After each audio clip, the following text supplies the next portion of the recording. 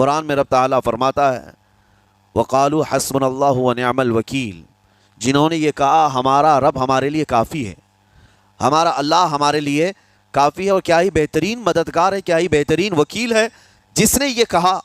اللہ فرماتا ہے اس کے فوراً بعد آیت آئی ہے فَانْقَلَبُوا بِنِعْمَةٍ مِّنَ اللَّهِ وَفَضْلٍ لَمْ يَمْسَسْهُمْ سُوءٌ، اللہ ان لوگوں کو اپنی خاص نعمتوں میں لے جائے گا، ایسی جگہ جہاں کوئی برائی انہیں چھو بھی نہ سکے گی، جنہوں نے اللہ کی بارگاہ میں یہ کہا حسبنا اللہ ونعم الوکیل۔ آگے بھی ہے دوسری آیت ہے نعم المولا ونعم النصیر، جس نے یہ کہا اللہ فرماتا ہے ان بندوں کو اللہ اپنی خاص نعمتوں میں لے جائے گا اور فضل میں لے جائے گا، ایسی جگہ لم یمسسہم سوء، جہاں انہیں کوئی برائی چھو بھی نہ سکے گی، کوئی برائی نہ آ سکے گی۔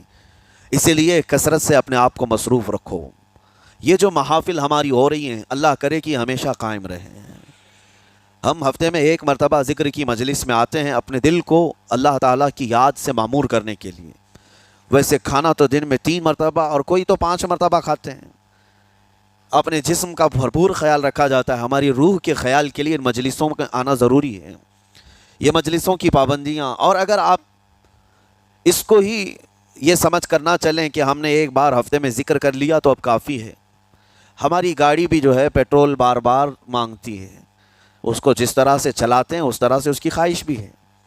روزانہ گاڑی کو اگر کہیں کھڑی کر رکھیں تو زیادہ پیٹرول نہیں لگے گا، لیکن چلتی رہے تو بار بار پیٹرول کی ضرورت ہے۔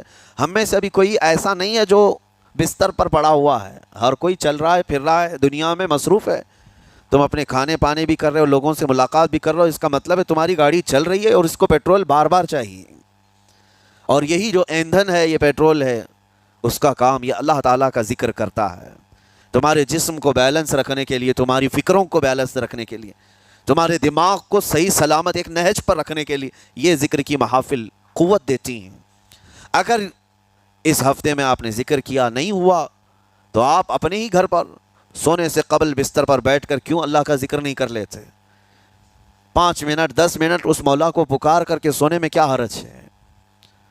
لوگ موبائل دیکھتے، گانے سنتے، فلمیں دیکھتے ہوئے سو جاتے ہیں، لیکن اللہ رب العزت کو یاد کر کے سونے والا، میرے عزیزو، قرآن میں مولا فرماتا ہے فَاذْكُرُونِي أَذْكُرْكُمْ، اس کا وعدہ ہے تم مجھے یاد کرو میں تمہیں یاد کروں گا۔